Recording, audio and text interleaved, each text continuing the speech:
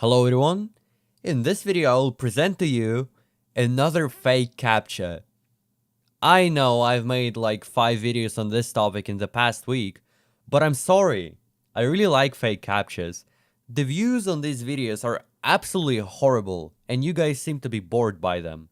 But hear me out, I have a visionary mindset. Fake CAPTCHAs will cease to exist very soon.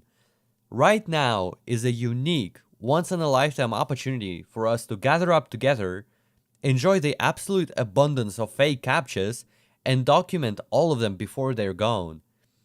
Mark my words, many years down the line you will be nostalgic about this exact type of malware, but where are you going to turn to once all of this beautiful stuff is gone? This is how I think.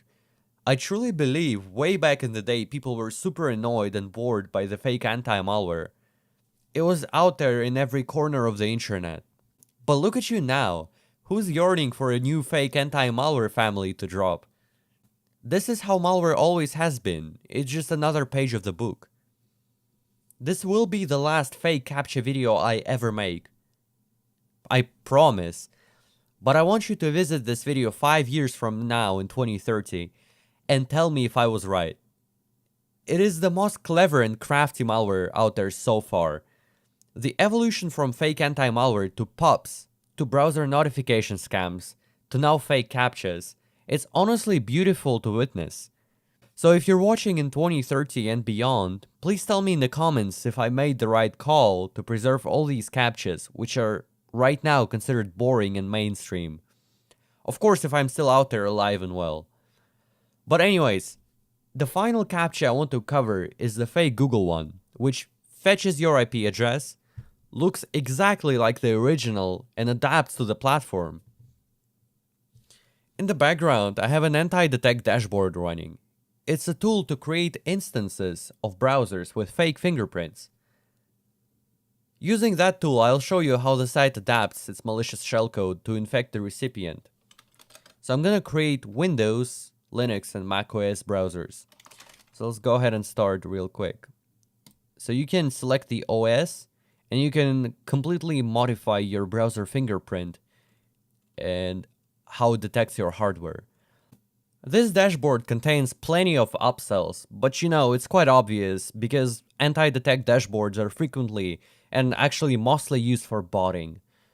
So here is our Windows 11 browser. You can change everything so the websites don't detect us, but that's pretty much enough for the fake CAPTCHA.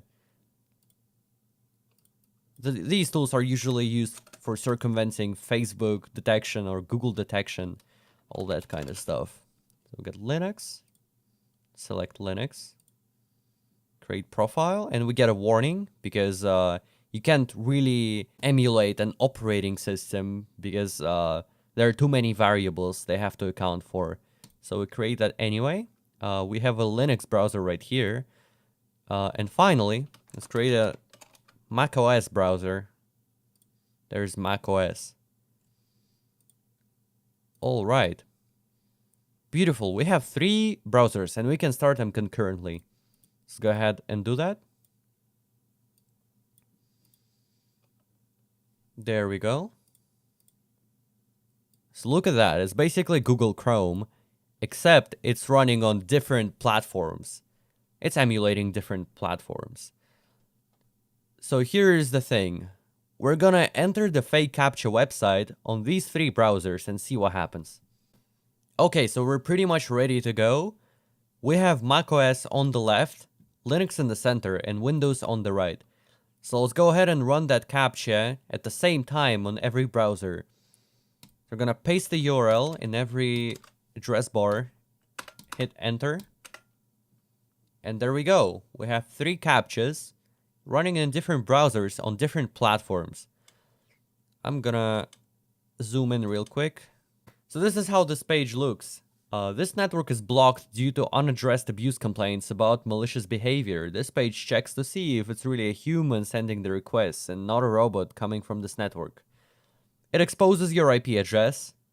So that's interesting. I've never seen that before in a fake CAPTCHA. And got a timestamp, which is valid and actual, except it's in UTC. Then the URL we're supposedly trying to access, which I can probably access from macOS. It doesn't exist, sure. Oh wait, that's the whole URL. Oh, it doesn't exist anyway. It doesn't really matter. As long as you press on the CAPTCHA, you get shellcode to execute. So, let me just bring up the notepad real quick. We're gonna paste every command we get into here. So let's start from macOS. Verification failed. Oh, who would have known? Please follow the instructions below. Press Command plus space to open Spotlight. Type terminal and press return. Copy the command below. So they give you an option to copy that, but you can also press the button, which is obviously the easiest way and what most people will do. So they're asking you to open terminal on macOS. And let's see what the command is. And the command is quite obviously not G drive verify. It's actually a base 64 command. They're echoing into your terminal and piping into bash. So let's decode that.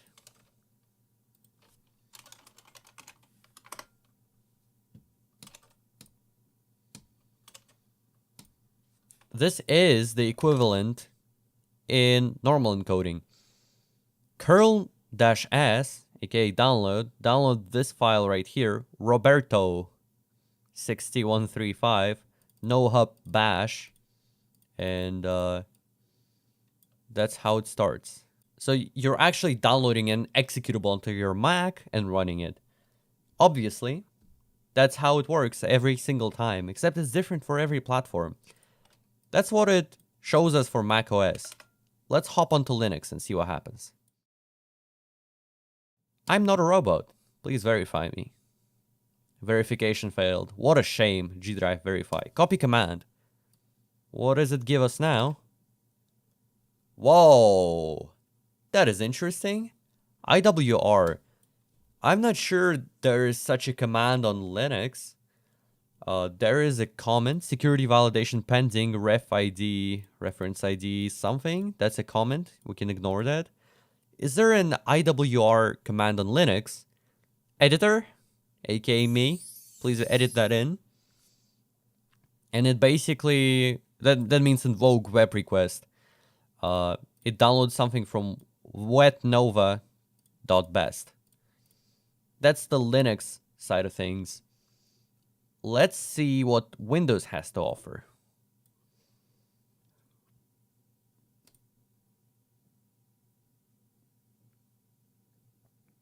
Press the Windows key plus X. That is new.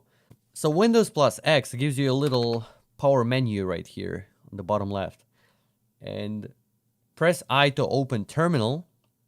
And that is true. You can see the I being underlined. That means if we press I, it's opening the terminal. Press Ctrl V and press enter to verify, which we're not going to do. Let's see what the command is. That is the command for Windows.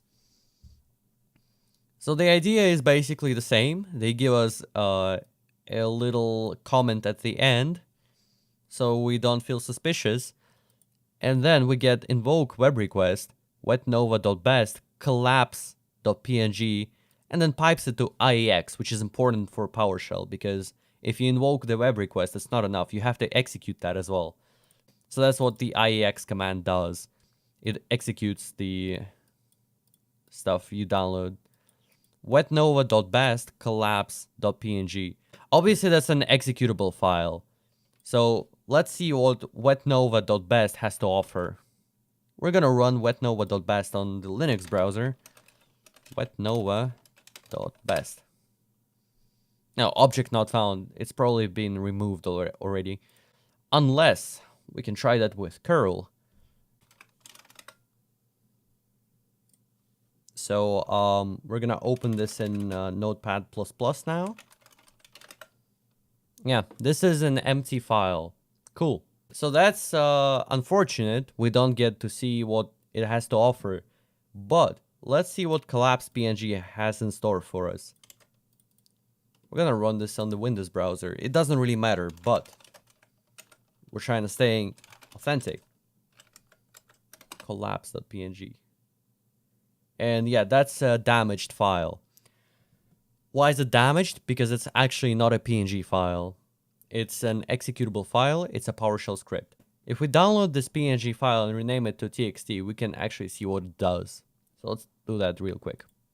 This is the collapse.png inside. It's an obfuscated script with a couple functions. It seems to be juicy. It seems to be really juicy inside. I can't really read that so far, but I can see... Is this a ransomware? AES managed cipher mode cryptography. What? How much you want to bet it's a ransomware? It's definitely hard to tell what's going on here because everything is so obfuscated, but I can see the imports. The imports actually have to be readable. Show window, get console window. What's up with cryptography though? Base 64 string. Oh, you can translate the strings at least. That also means nothing. This must be executable code. I think they just obfuscated it and they're then concatenating everything together. I have a feeling.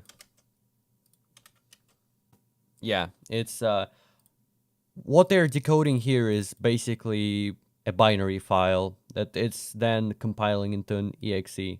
Well, not really compiling, but you know what I mean. It's concatenating that string and then adding everything together to make an executable file.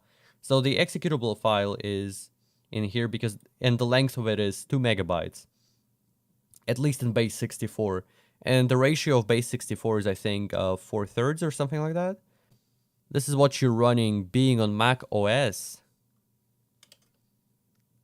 It's being piped to bash. Let's see what this is. Roberto 6135. Yeah, I don't think we're gonna see anything coming from that IP address anytime soon.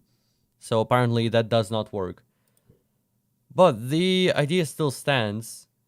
There is a CAPTCHA for every platform, and you can't get away from it. You will get scammed, even if you're on macOS, even if you're on Linux. There is a separate command for every platform that will get you baited.